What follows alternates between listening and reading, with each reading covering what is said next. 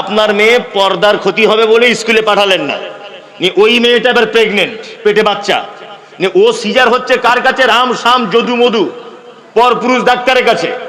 আপনার মেয়েকে উলঙ্গ করে দিয়ে ডাক্তার বাবু নিজে তার লজ্জাস্থান দেখছে, তার পেট পিঠ দেখছে আর সিজার করে দিচ্ছে পরপুরুষ ডাক্তার। আমি বলছি আপনার এই মেয়েটাই যদি ডাক্তার হতো, ক্ষতি কি ছিল? ক্ষতি কি ছিল বলুন? এই ভুল ধারণাগুলো মাথা থেকে বার করুন।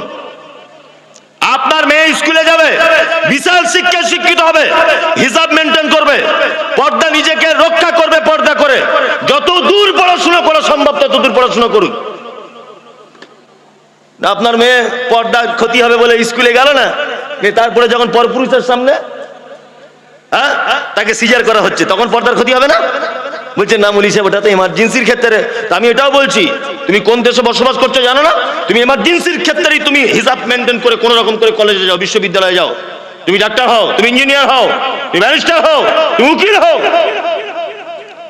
আজকে জাতির অধঃপতন এই কারণে যে জাতির 750 জায়গায় কোরআনে বলা হলো, যে জাতির ধর্মগুরু মুহাম্মদ সাল্লাল্লাহু আলাইহি ওয়াসাল্লাম কুকুরকে শিক্ষিত কুকুরকে সম্মানের চেয়ার দিয়েছে, সেই জাতি আজ স্কুলে যায় না। সারা ভারতবর্ষে মুসলিমদের মার খাবার কারণ এটা প্রধান কারণ, একদম প্রথম কারণ হচ্ছে এটা। লেখাপড়ার ব্যাপারে অগ্রাহ্য, লেখাপড়ার ব্যাপারে দুর্বলতা। ওই জন্য আপনাকে বলছি গার্জেন পক্ষ শুনুন, আপনার স্ত্রীকে বলবেন একটা ব্লাউজ মিনিমাম 2 বছর পরতে, ছিঁড়ে গেলে আবার সেলাই করতে বলবেন, কারণ ব্লাউজ তো কেউ দেখতে যাচ্ছে না, শাড়ির ভিতরে থাকবে। আপনি লুঙ্গি যেটা ছিঁড়ে গেছে 4 বার সেলাই করুন, তারপরে পড়ুন। জুতো ছিঁড়ে গেছে, ওই শামসি স্টেশনে গিয়ে মুচিকে দিয়ে সেলাই করিয়ে নেন, ওটা আবার 2 বছর পড়ুন। কম খান, কম টাকার জামা কাপড় পরুন, বাড়ি কম দামের করুন, টাকা বাঁচিয়ে বাঁচিয়ে ছেলে মেয়েদের পিছনে ইনভেস্ট করুন, তাদেরকে মানুষ করুন। দেখবেন আমরা সেই 6% মানুষ যারা দেশ চালিয়েছি 1000 বছর, ওই ক্ষমতা যদি আমাদেরকে ফেরত আনতে হয় তাহলে পৃথিবীর কোনো সুযোগ নেই ওই ক্ষমতা ফেরত আনার। একটাই মাত্র সুযোগ, আপনাকে উচ্চ শিক্ষায় শিক্ষিত হতে হবে, তবে ওই জায়গা আবার ফেরত আসবে, তার আগে নয়। তার আগে কখনো ফেরত আসবে না। কি বলছি বুঝতে পারছেন না? আজকে সব জায়গাতে আমি অবাক হয়ে যাই, আসলে এই কথাগুলো বলি আর এখন তো সোশ্যাল মিডিয়াতে কথা বলার মতো নাই, মানে আমাকে তো খুঁজছে, সব তো মোবাইলে দেখতে পাচ্ছেন চারিদিক থেকে, আর গালাগালি আর মারামারি, আর আমাকে যা গাল দেয় মনে মনে দুঃখ হয় যে আল্লাহ তুমি কি আমার জন্মই দিয়েছে গাল খাবারই লেগে, শুধু লোক গাল দিচ্ছে। আমি কি বলেছি? আমি বলেছি যে জাতি শিক্ষার ব্যাপারে এত কিছু বলা।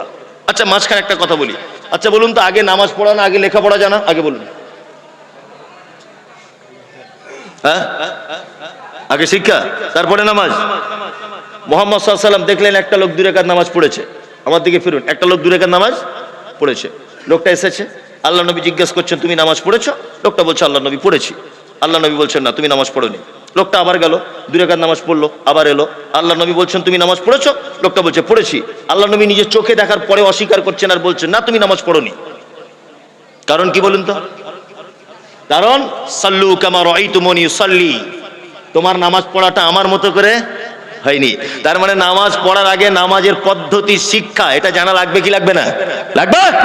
5 লাখ টাকা খরচা করে হজ করতে গেলেন, কোথা থেকে ইহরাম পড়তে হয়, মিকাত কোথায়, তাওয়াফ কভার করতে হয়, সাফা মারওয়া সাই কভার করতে হয়, টোটাল জ্ঞান, এই টোটাল জ্ঞান শিক্ষা অর্জন করে তবে মক্কায় যেতে হবে, তার আগে নয়। তার মানে প্রত্যেক ইবাদত করার আগে তার ইবাদত সম্পর্কে জ্ঞান অর্জন করা দরকার আছে না নেই? কেউ যদি হাত এইখানে না বেঁধে যদি এইখানে এরকম করে ধরে থাকে নামাজ পড়ার সময় চলবে? চলবে না তো। তার মানে এই শিক্ষাটা নেওয়ার দরকার আছে না নেই যে হাত এইভাবে বাঁধতে হবে?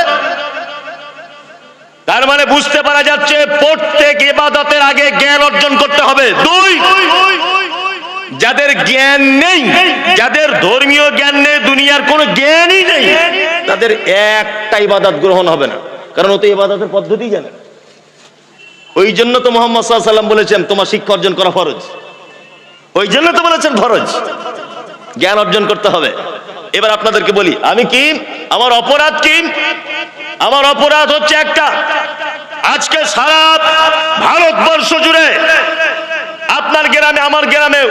মুসলমানের মসজিদ করার চিন্তা ভাবনা।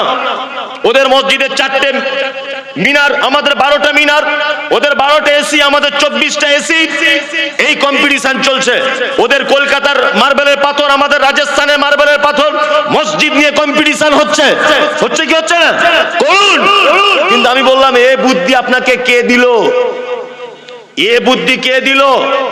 টিনের মসজিদে যা নামাজ পড়লে নাকি 5 তলাতে তাই নাকি, বিনা এসিতে যা নাকি এসিতে তাই নাকি, আর শান করা মসজিদে যা নাকি মার্বেলেও তাই নাকি।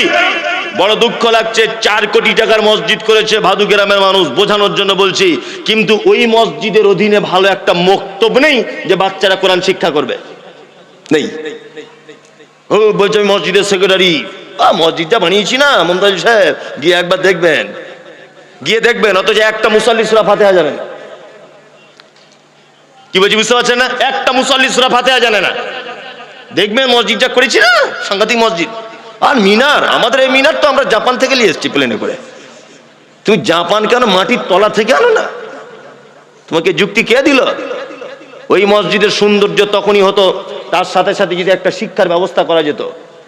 কি করে নামাজ পড়তে হয়, কোন দুয়াটা কোথায় বলতে হয়, কিভাবে আল্লাহ নবী নামাজ পড়তেন, যাকাত কিভাবে দিতে হয়, তাওহীদ কাকে বলে, শিরক কাকে বলে, বেদাত কাকে বলে, এই জ্ঞান অর্জনের এই গ্রন্থলাগায় যদি এটা থাকতো তাহলে মসজিদটার কদর হতো।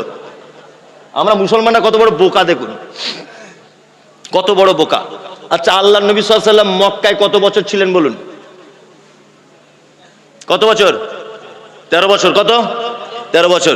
আলেম ওলামারা আছেন, একজন একটা প্রমাণ করুন তো দেখি। আমি চ্যালেঞ্জ করছি না, প্রমাণ করে দিলে আমি মেনে নেব। আল্লাহ নবী সাল্লাল্লাহু আলাইহি ওয়াসাল্লাম 13 বছরে একটা মসজিদ মক্কাতে তৈরি করেছিলেন দেখান, একটা মসজিদ করেছিলেন দেখান। অথচ মুহাম্মদ সাল্লাল্লাহু আলাইহি ওয়াসাল্লাম তায়েফে গিয়েছিলেন। তায়েফে একটা মসজিদ আছে, মসজিদ আব্দাস। ওটা আল্লাহ নবী সাল্লাল্লাহু আলাইহি ওয়াসাল্লাম মদিনায় হিজরত করার পরে তৈরি করা হয়েছে। আমি নিজে সে মসজিদ দেখে এসেছি, তার জীবনী পড়ে এসেছি। 13 বছর আল্লাহ নবী সাল্লাল্লাহু আলাইহি ওয়াসাল্লাম মক্কায় চাইলে হাজার হাজার মসজিদ করতে পারতেন। পারতেন কি পারতেন না? হ্যাঁ, তিনি মসজিদ না করে করেছিলেন কি? মাদ্রাসা। ইসলামের ইতিহাস পড়ুন। আল্লাহ নবী সাল্লাল্লাহু আলাইহি ওয়াসাল্লামের সাহাবীরা গোপনে যখন ইসলাম কবুল করতেন, আল্লাহ নবী সাল্লাল্লাহু আলাইহি ওয়াসাল্লাম একজনের বাড়িতে দ্বীনের শিক্ষা দিতেন, তার নাম হচ্ছে কি? দারুল আরকাম। আরকাম বলে সাহাবীর বাড়িতে আল্লাহ নবী গোপনে তাদেরকে দ্বীন শিক্ষা দিতেন। আল্লাহ নবী কি পারতেন না যে তোমরা 10 জন ইসলাম গ্রহণ করেছো, 10 জন কি একটা মসজিদ তৈরি করো? এ কথা বলতে পারতেন না? 13 বছর তিনি অপেক্ষা করেছেন, 13 বছর তিনি মানুষকে শিক্ষা দিয়ে গেছেন দারুল আরকামের বাড়িতে লুকিয়ে লুকিয়ে, গোপনে গোপনে। পৃথিবীর সব থেকে দামি মানুষ, সব থেকে জ্ঞানী মানুষ মুহাম্মদ সাল্লাল্লাহু আলাইহি ওয়াসাল্লাম, তিনি 13 বছর ধরে স্কুল তৈরি করেছেন, মাদ্রাসা তৈরি করেছেন, মানুষের শিক্ষার ব্যবস্থা করেছেন, মসজিদ করেননি। তারপরে যখন মদিনায় চলে এলেন, পরিবেশ অনুকূলে এলো, তখন আল্লাহ নবী সাল্লাল্লাহু আলাইহি ওয়াসাল্লাম একটা মসজিদ তৈরি করেছিলেন, মসজিদের নাম হচ্ছে মসজিদে কুবা। তারপরে মসজিদ নির্মাণ করেছিলেন, তার নাম নববী। আর আমাদের কি শিক্ষার ব্যবস্থা নেই, শুধু এখানে একটা মসজিদ, ওখানে একটা মসজিদ, ওদের এসি, এদের ফ্যান, এই নিয়ে ব্যস্ত।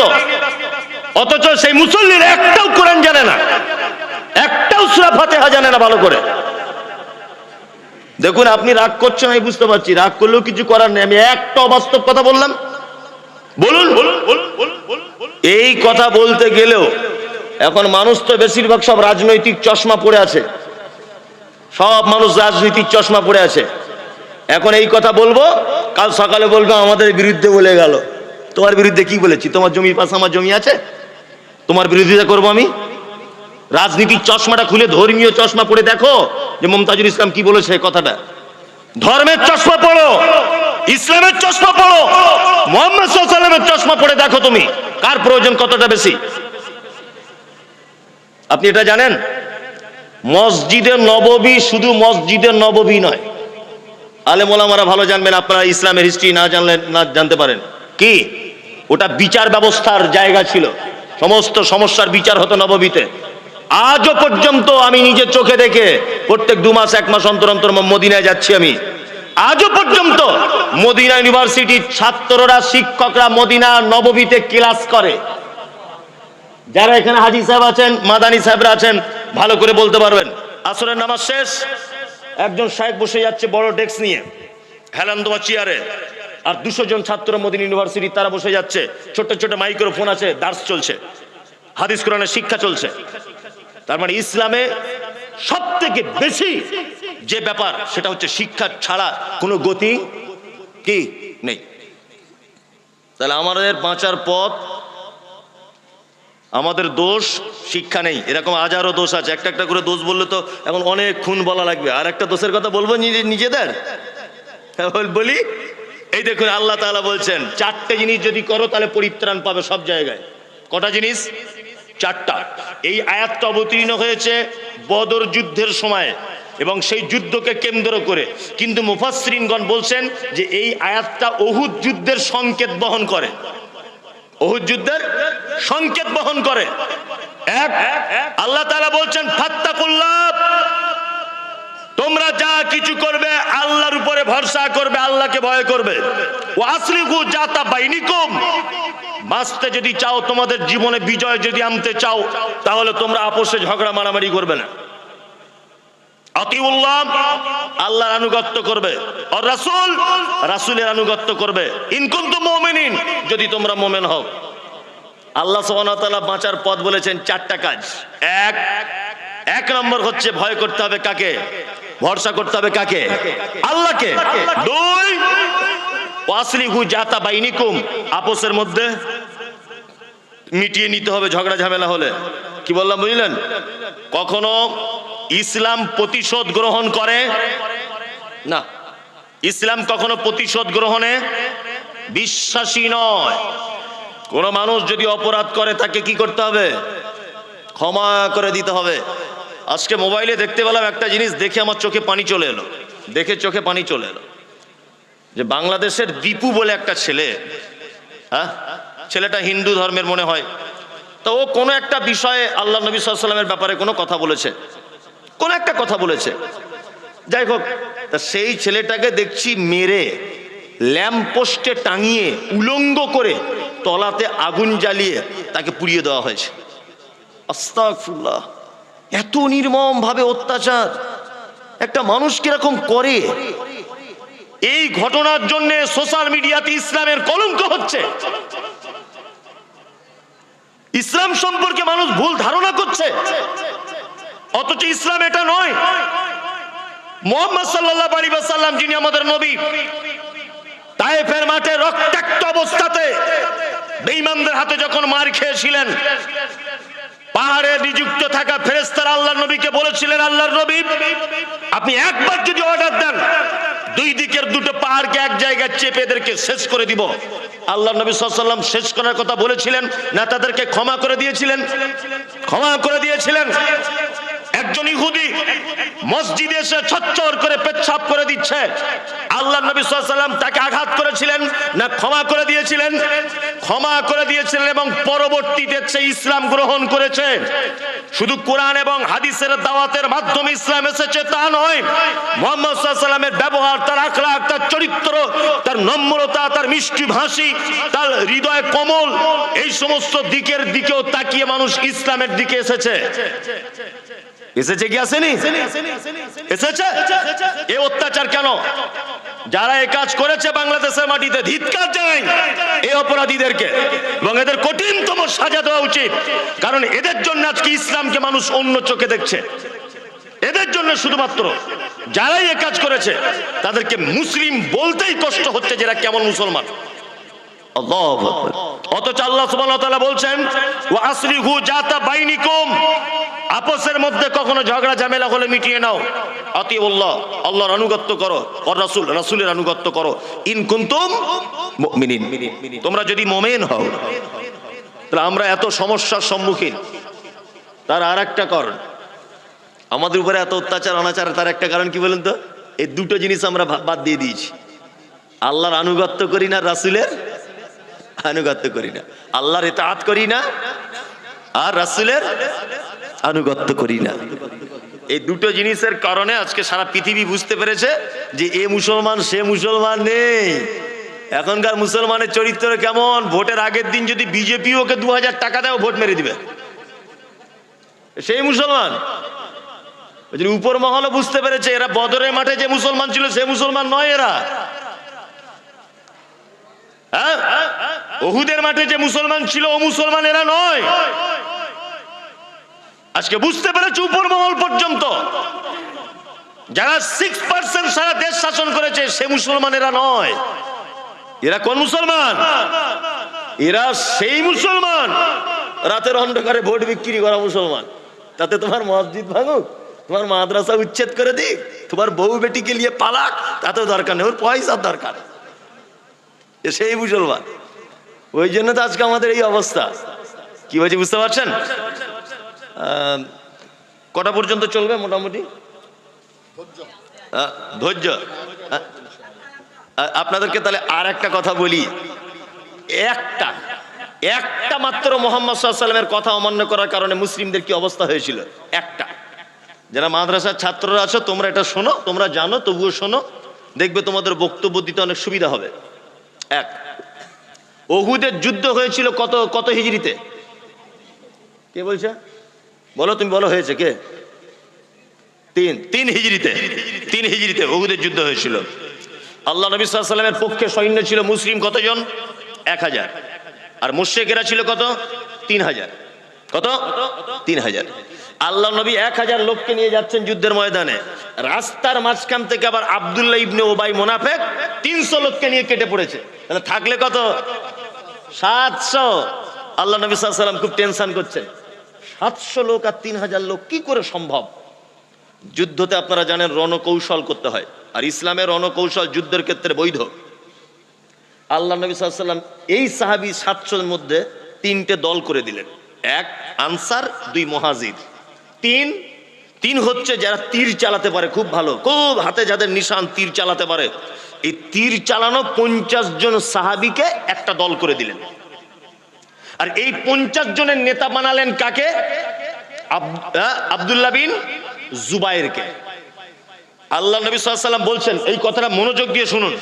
আল্লাহ নবী বলছেন, এই তোমাদের এই 50 জনের নেতা হচ্ছে আব্দুল্লাহ বিন জুবাইর। তোমরা এই যে রুমা পাহাড় আর এই যে উহুদ পাহাড়, এই দুটো পাহাড়ের মাঝখানে সুড়ঙ্গ রাস্তা দেখতে পাচ্ছ, এই রাস্তাটায় তোমরা দাঁড়িয়ে থাকবে, ঘাঁটিটা ছাড়বে না। কতক্ষণ রাস্তা ধরে থাকবে?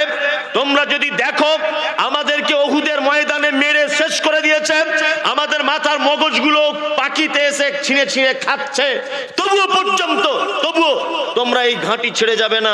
আমি মুহাম্মদ সাল্লাল্লাহু আলাইহি ওয়াসাল্লাম যতক্ষণ না তোমাদেরকে না ছাড়তে বলবো, ঘাঁটিতে তোমরা দাঁড়িয়ে থাকবে, এই ঘাঁটি ত্যাগ করবে না। ভালো, যুদ্ধ চলছে। যুদ্ধ চলতে চলতে চলতে চলতে মাত্র 650 লোক, আর এদিকে তো 50 জন ঘাঁটি গেড়ে আছে। 650 লোকের আঘাতে 3000 লোক ময়দান ছেড়ে পালিয়ে চলে গেল। এই 50 জন তখন ইখতিলাফ, মতভেদ করলো। হ্যাঁ, যুদ্ধ তো শেষ, চলো তাহলে চলে যায়, আর কি হবে, যুদ্ধের মালতালগুলো গোছাগুছি করি, উট ঘোড়া সব এক জায়গায় করি। আব্দুল্লাহ বিন জুবাইর বলছেন, খবরদার নয়, আল্লাহ নবী আদেশ আসেনি এখনো পর্যন্ত। আল্লাহ নবী সাল্লাল্লাহু আলাইহি ওয়াসাল্লাম এখন এই ঘাঁটি ছাড়তে আমাদের বলেনি, তোমরা এই ঘাঁটি ছেড়ে দিও না, ক্ষতি হয়ে যাবে। আব্দুল্লাহ বিন জুবাইর নেতার কথা মানলো না। নেতার কথা না মেনে তারা উহুদের ময়দানে ঝাঁপিয়ে পড়লো। সুড়ঙ্গ রাস্তা ফাঁকা হয়ে গেল। বিপরীত দিক থেকে খালিদ বিন ওয়ালিদের নেতৃত্বে পুনরায় মুসলিমদের উপরে আবার ঝাঁপিয়ে পড়া হলো। এমন মারা হলো মুসলিমদেরকে, আল্লাহ নবী সাল্লাল্লাহু আলাইহি ওয়াসাল্লামের তরতাজা 70 জন সাহাবী উহুদের ময়দানে শহীদ হয়েছিলেন। আল্লাহ নবী সাল্লাল্লাহু আলাইহি ওয়াসাল্লামের নিজের দাঁত ভেঙে দেওয়া হয়েছিল। আল্লাহ নবী সাল্লাল্লাহু আলাইহি ওয়াসাল্লামের মতো দেখতে একজন সাহাবী মুসআব বিন উমাইর, যুবক তরতাজা সাহাবী, শহীদ হতে হয়েছিল। আল্লাহ নবী সাল্লাল্লাহু আলাইহি ওয়াসাল্লামের চাচা হামজা রাদিয়াল্লাহু তাআলা আনহু শহীদ হয়েছিলেন এই যুদ্ধতে। আল্লাহ নবী সাল্লাল্লাহু আলাইহি ওয়াসাল্লামের বিখ্যাত সাহাবী আব্দুর রহমান ইবনে আউফ, তিনি শহীদ হয়েছিলেন। হানজালা রাদিয়াল্লাহু তাআলা আনহু, তিনি এই যুদ্ধতে শহীদ হয়েছিলেন। আল্লাহ নবী সাল্লাল্লাহু আলাইহি ওয়াসাল্লামের একটা মাত্র কথা অমান্য করার কারণে পুনরায় আবার বিপর্যয় নেমে এসেছিল উহুদের ময়দানে মুসলিমদের উপরে। জিতে যাওয়া যুদ্ধকে আবার মুসলিমরা ক্ষতিগ্রস্ত হলো একটা কথা অমান্য করার কারণে। আপনি কত কথা অমান্য করেন? ঘুম থেকে উঠে ঘুমাতে যাবার আগ পর্যন্ত একটা আল্লাহর নবীর মতো করে চলেন, বলুন চলেন? আমাদের উপরে আযাব আসবে না তো কাদের উপরে আসবে? কাদের উপরে আসবে? আজকে আপনার চুল কাটা ইহুদি খ্রিস্টানদের মতো, আপনার ছেলের জিন্স প্যান্ট পরা ইহুদি খ্রিস্টানদের মতো। আজ আজকে আপনার রুজি রুটি ইনকামের রাস্তা ইহুদি খ্রিস্টানদের মতো। মসজিদে সালাত হচ্ছে, আপনি যাচ্ছেন না, আজান হচ্ছে 10 পয়সা দাম দিচ্ছেন না। এই জাতির উপরে আসবে বিপদ, না তো কার উপরে আসবে? আল্লাহ সুবহানাহু ওয়া তাআলা বলেছেন, আল্লাহ সুবহানাহু ওয়া তাআলা বলেছেন, কি বলেছেন? আহাব্বা ইলাইকুম মিনাল্লাহি ওয়া রাসূলিহি, তোমরা আমাকে ভালোবাসবে, আমার রাসূলকে ভালোবাসবে। ও জিহাদিন ফি সাবিলিহি, আমার রাস্তায় জিহাদ করাটা কখনো প্রয়োজন হলে তোমরা ঝাঁপিয়ে পড়বে। এই তিনটে কাজ যদি তোমরা না করো, ফাতারাব্বাসু, তোমরা অপেক্ষা করো, হাত্তা ইয়াতি আল্লাহু বিআমরিহি, আমার আযাব, আমার হুকুম আসা পর্যন্ত। মুসলিমদের উপরে বর্তমানে যত রকমের বিপর্যয় সব আল্লাহর পক্ষ থেকে হচ্ছে। শিক্ষা নেন, শিক্ষা নেন, শিক্ষা নেন। এগুলো আল্লাহর পক্ষ থেকে আযাব আপনার উপর আসছে। আপনি এখন আর সে মুসলিম নেই। আপনি নিজেকে থার্মোমিটার দিয়ে একবার চেক করে দেখুন। আপনি বলুন আমি মুসলিম, বলুন। শুধু নামটা আপনার আছে আব্দুস সামাদ, বাকি কাজগুলো আপনি আমি সবাই মিলে আত্মসমীক্ষা করি, সবাই মিলে একবার পরীক্ষা করি যে আমি কি সত্যি মুসলিম। আল্লাহু আকবার, আমি কি সত্যি মুসলিম? আত্মসমীক্ষা করুন। আমাদের অধঃপতনের কারণ এগুলো কি? মুহাম্মদ সাল্লাল্লাহু আলাইহি ওয়াসাল্লামের আনিত দিন অনুযায়ী আমরা চলতে পারছি কি না? কেউ চলতে পারছি না। তবে একটা কথা মাঝখানে বলে দিই, তবে ভয় করবেন না, ভয় করবেন। আমাদের উপরে যতই আযাব গজব আল্লাহর পক্ষ থেকে আসুক আর বান্দাদের পক্ষ থেকে আসুক, টেনশন করবেন না। লা তাহজান ইন্নাল্লাহা মা'ানা, কোনো ভয় নেই। আমাদের সাথে আছেন কে? কে? আল্লাহ। আমাদের ব্যাপারে চক্রান্ত করে পৃথিবীর কেউ কোনোদিন টিকতে পারেনি, কেউ টিকতে পারেনি। ফেরাউন টিকতে পেরেছিল? নমরুদ? বাংলাদেশের হাসিনা পেরেছে? পারেনি। নরেন্দ্র মোদী একটু দেরি হবে, একটু দেরি হবে, তবে খুব তাড়াতাড়ি গুটিয়ে এসেছে, বুঝলেন না? গুটিয়ে এসেছে খুব তাড়াতাড়ি, খুব তাড়াতাড়ি। ধৈর্য ধরুন। মানে ভারতবর্ষের 1947 সাল থেকে আর নরেন্দ্র মোদী পর্যন্ত 14 নম্বরের প্রধানমন্ত্রী ইনি, 14 নম্বরে সিরিয়ালে।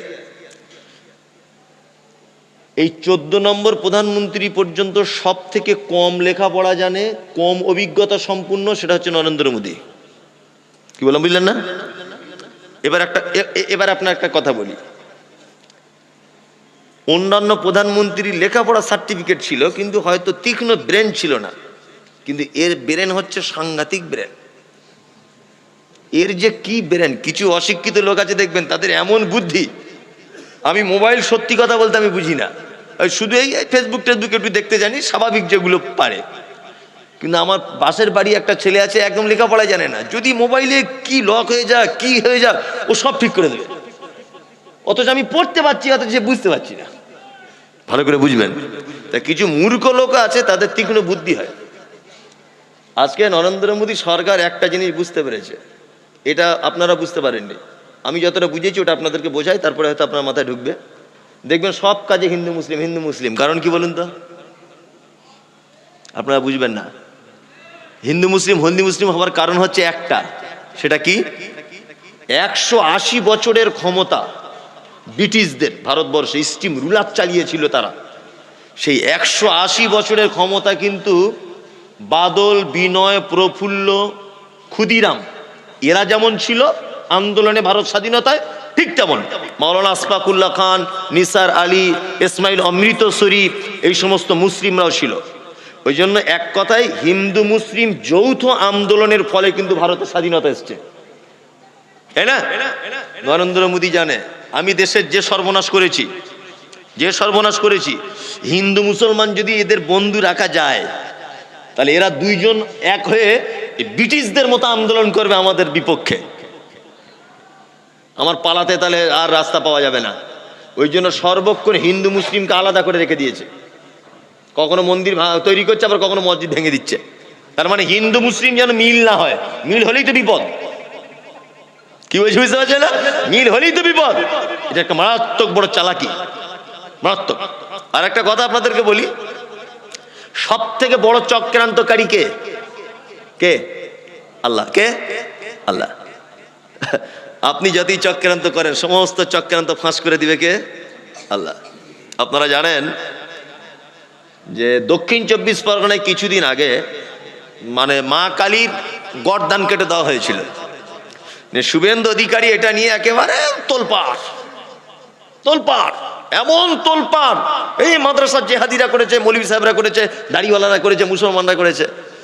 আল্লাহর কি কল, প্রমাণ হয়ে গেল নারায়ণ হালদার বলে একটা হিন্দু RSS এর ছেলে করেছে। এটা ভালো করে বুঝবেন। বনগাঁ স্টেশনে একটা ছেলে দাড়ি টুপিওয়ালা পাকিস্তানের পতাকা বাঁধছিল, এইটা ধরা পড়ে গেল। শুভেন্দু অধিকারী তো একদম পুরো যেমন আর কি ভাষা ওর, মুসলমানরা করেছে, পাকিস্তানের পতাকা বাঁধছে এখানে। লাস্টে ধরা পড়ে গেল নকল দাড়ি, নকল পাঞ্জাবি, RSS এর, জাতিতে হিন্দু। ভালো করে বুঝবেন। কিছুদিন আগে আইলাম মোহাম্মদ নিয়ে খুব বাড়াবাড়ি করছিল, কজনকে অ্যারেস্ট করা হলো। আর আমাদের মুসলমানরা তো আবেগে চলে, আবেগ, আবেগ না আবেগ। মানে আমি একটা জিনিস অবাক হয়ে যাচ্ছি, এত আবেগ বেশি আমাদের মুসলিমদের যে ভালো মন্দ বোঝার ক্ষমতা হারিয়ে ফেলেছে, যে কোনটা ভালো আর কোনটা মন্দ এটা বুঝে নাও, আবেগে ভাসছে। আল্লাহু আকবার, আবেগ বেশি আমাদের। তা কথা হচ্ছে নিয়ে এবারে আই লাভ মোহাম্মদটা লেখা হলো, যখন অ্যারেস্ট করা হলো, মুসলমানরা তখন বলছে ওরে বাবা আই লাভ মোহাম্মদ লিখেছে বলে অ্যারেস্ট করা হবে। নিয়ে এরা খেপে গিয়ে রাস্তায় সব ফেস্টুন টাঙিয়ে দিল আই লাভ মোহাম্মদ। আপনাদের এখানে টাঙিয়েছিল ব্যানার, ব্যানার অনেক জায়গায় টাঙিয়েছে, রাস্তাঘাটে দেখতে পাচ্ছেন না, আই লাভ মোহাম্মদের ব্যানার টাঙিয়ে দিল। ব্যানারটা ঝড় বৃষ্টিতে পড়ে গেল নিচে, ওর উপর দিয়ে কুকুর হেঁটে চলে গেল। আচ্ছা বলুন তো এবারে নবীর সম্মান বাড়লো না কমলো? এই যারা এই কাজ করেছে, আই লাভ মোহাম্মদ মোবাইলে পোস্ট করেছে, এদের পাছার চামড়া তুলে দিতে হবে। তুমি আই লাভ মোহাম্মদ লিখে মোবাইলে পোস্ট করতে গেলে কেন? একটা অন্য ধর্মের মানুষ তো তোমার নবীকে গাল দিতে পারে, কি দরকার তোমাকে এত চুলকানি করার? কি দরকার, কি দরকার তোমাকে ফেস্টুন লাগানো মোহাম্মদের? ওই ফেস্টুনটা কাল ছিঁড়ে গেলে ওই ফেস্টুন মধ্যে কুকুরে হেঁটে যাবে, তো নবীর সম্মান বাড়লো না কমলো? কমলো। আমি এই বক্তব্যটা দিয়েছি প্রথমে দক্ষিণ 24 পরগনাতে, দেওয়ার পরে আমার ব্যাপারে এত গাল যে নবী বিরুদ্ধের লোক তকমা দিয়ে দিল। আল্লাহর কি কল, 21 দিন পরে আমি দেখতে পাচ্ছি যে যাদেরকে মোহাম্মদ বলে অ্যারেস্ট করা হয়েছিল একজনা মুসলিম নয়, 5 জনাই RSS এর হিন্দু। সাম্প্রদায়িক দাঙ্গা বাঁধাবার জন্য এটা করেছিল।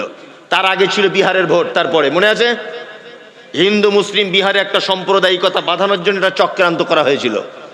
এটা ফাঁস হয়ে গেল। এখন শেষ ফাঁদ পেতেছে SIR করতে হবে। ঘর মে আগ লাগি হ্যায় ঘর হি কি চিরাগ সে। শুভেন্দু খুব বড় বড় লেকচার মারছিল, এখন ওর বাড়ির পাশে 350 লোকের নাম বাদ, একজন মাত্র মুসলিম। খেলা সামলাও। বিহারে 4.5 লক্ষ লোকের নাম বাদ, মাত্র 78 জন মুসলিম, 3 জন রোহিঙ্গা। 4.5 লক্ষের ভিতরে কত মুসলিম? 78 জন। ঠেলা সামলাও। মানে অপরের জন্য গর্ত খুঁটলে গর্তে পড়তে হয় কার? নিজে। কি বললাম বুঝলেন না? SIR এসব থাকবে না। আমি মমতাজুল ইসলাম বলছি, লিখে নেন, এটা থাকবে না। কারণ যাদের জন্য গেঁড়া কল করেছিল এখন বিপদ ওদের বেশি হয়ে গেছে।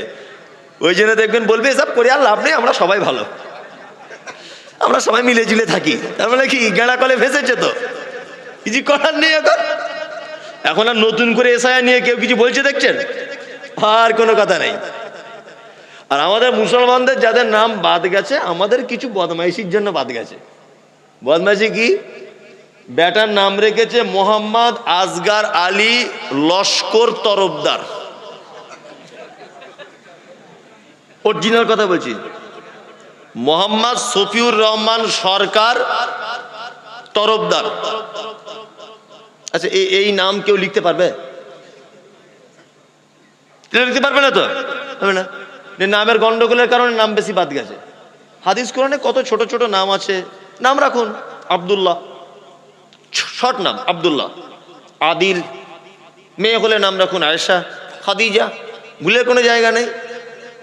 মুসলমানদের আর একটা দোষ কি, আমার নাম মমতাজুল ইসলাম, আবার আমার ছেলের নাম লেখার সময় লিখছি তামিমুল শেখ তামিমুল ইসলাম। এ শেখ কোথা থেকে এলো,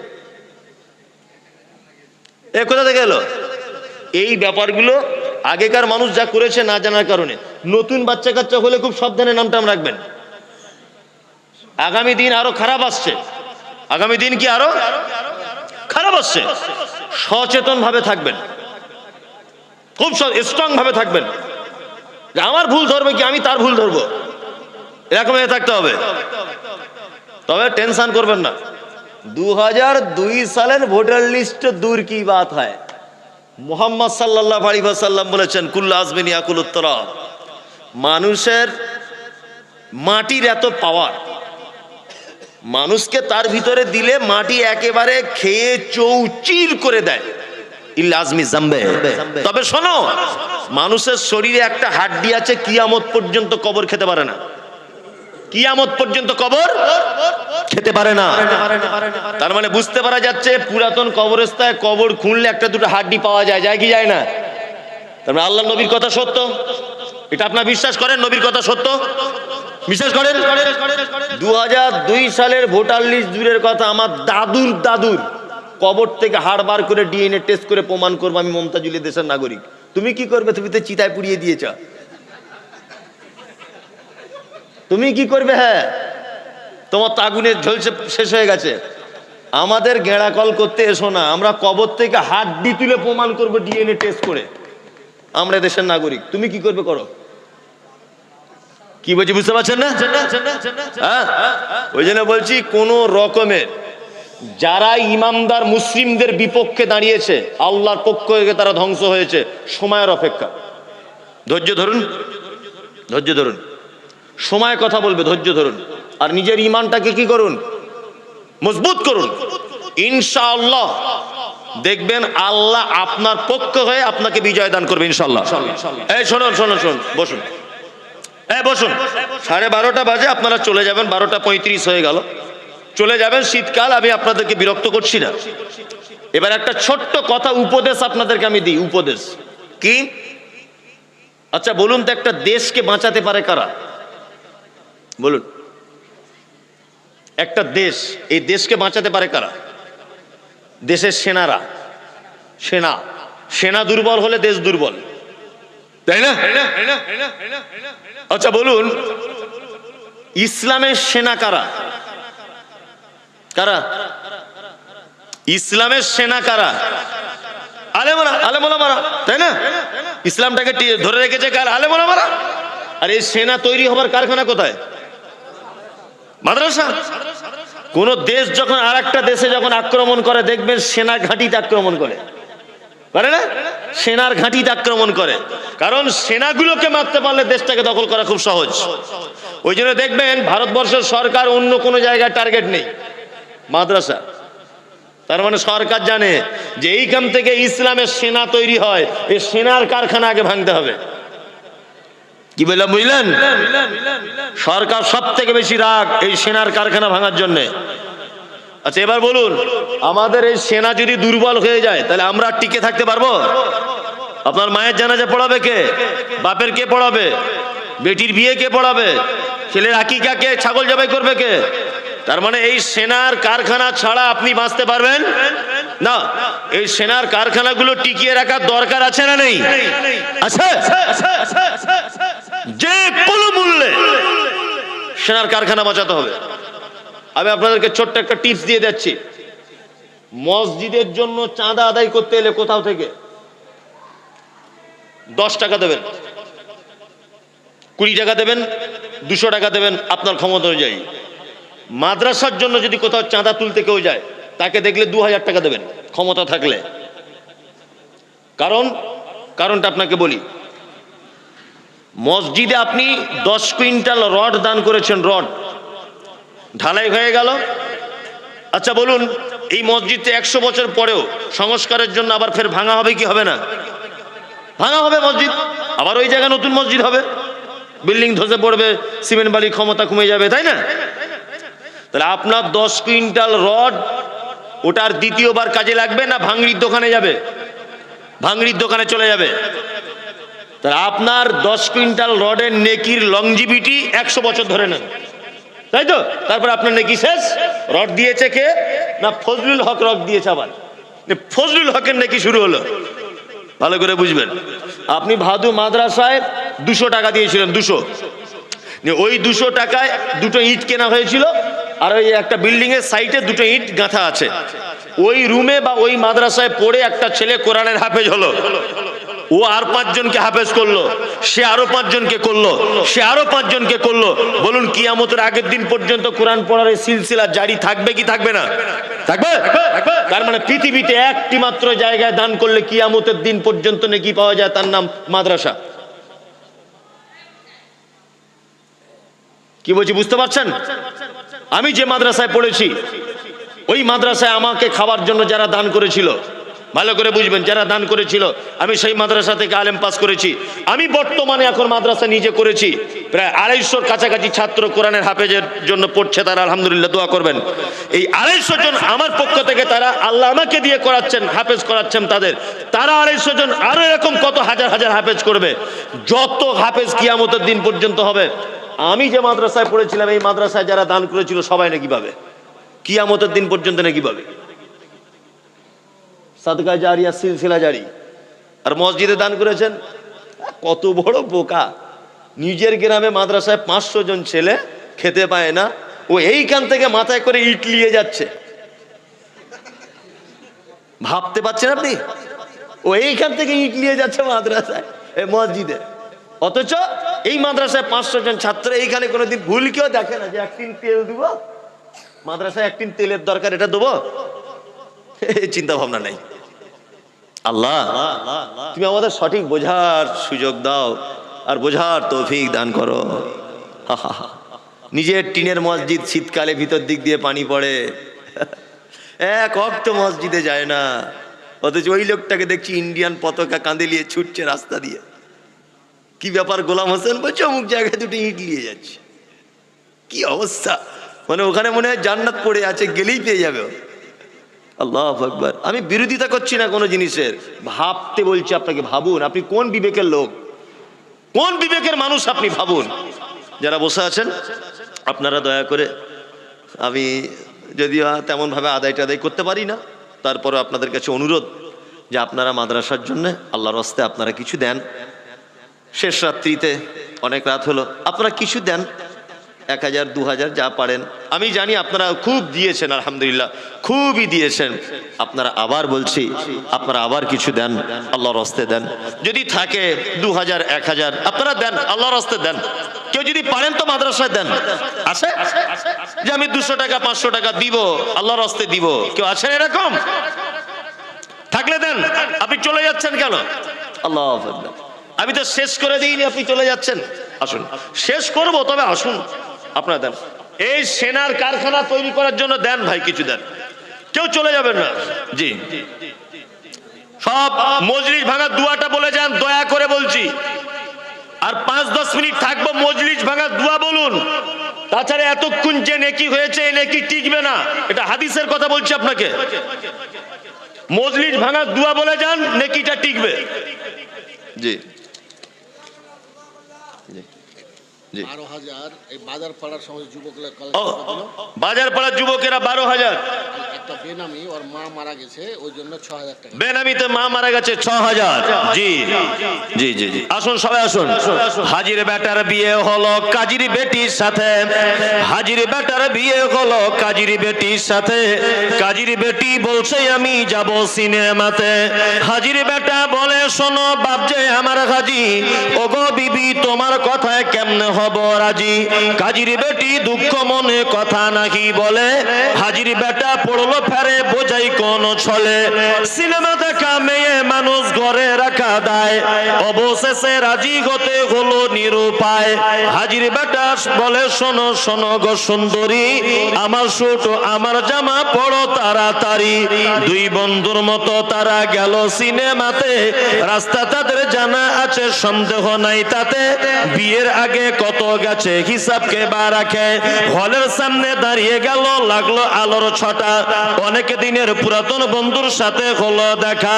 বন্ধু বলে ওরে বন্ধু এটা কে তোর হয়, বন্ধু বলে ওরে বন্ধু এটা কে তোর হয়। বন্ধু বলে ওটা আমার শালার পরিচয়।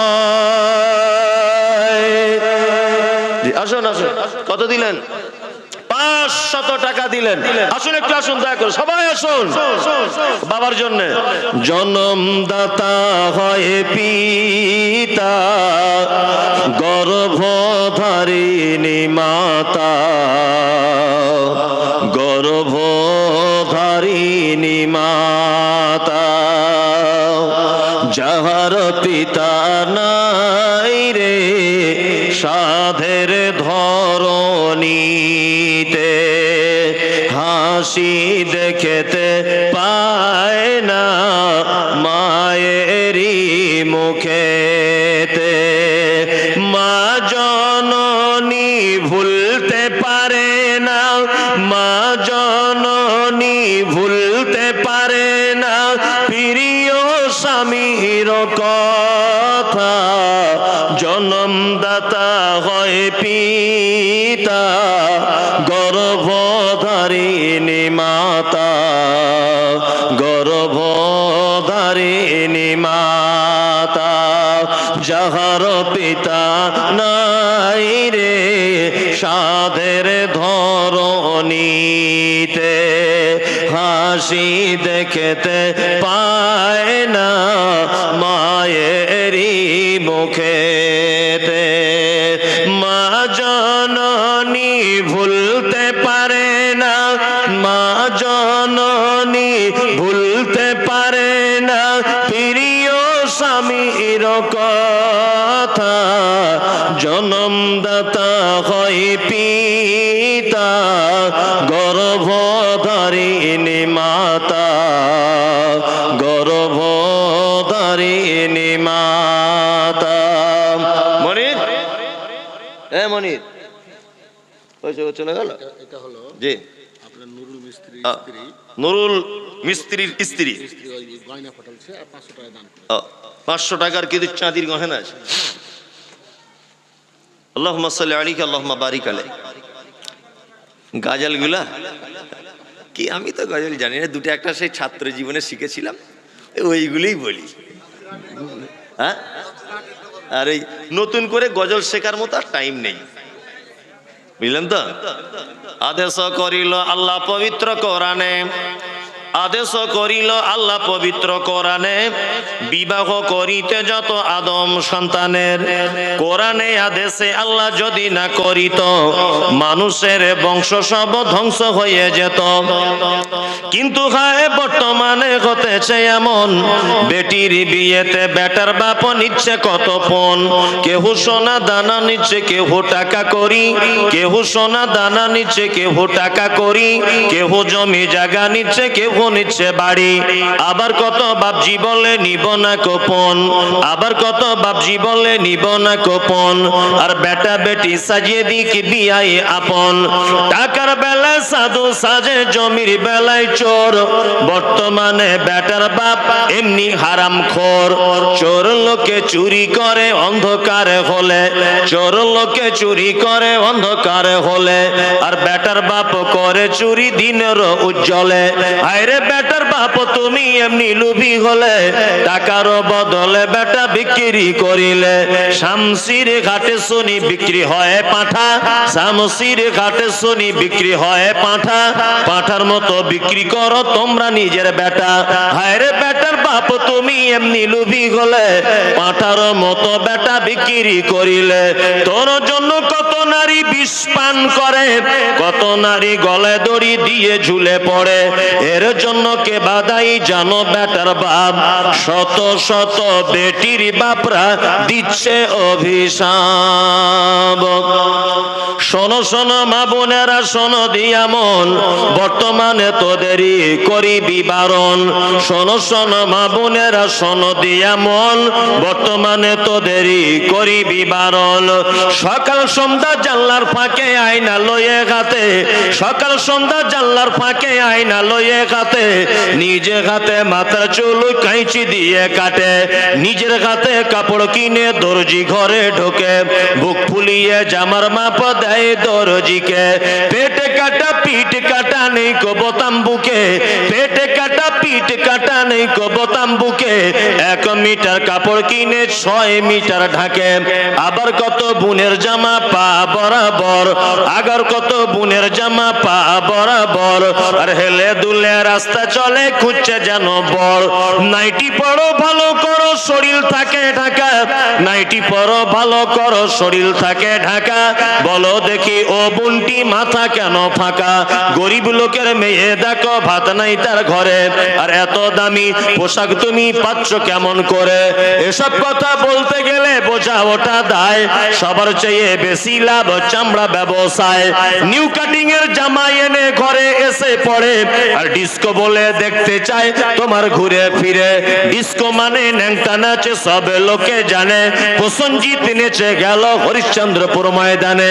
আজ কালে নারী যুবক ডিস্কো দাবি করিতেছে, নায়ক নায়িকার মতো তারা ন্যাংটা নাচে নাচে।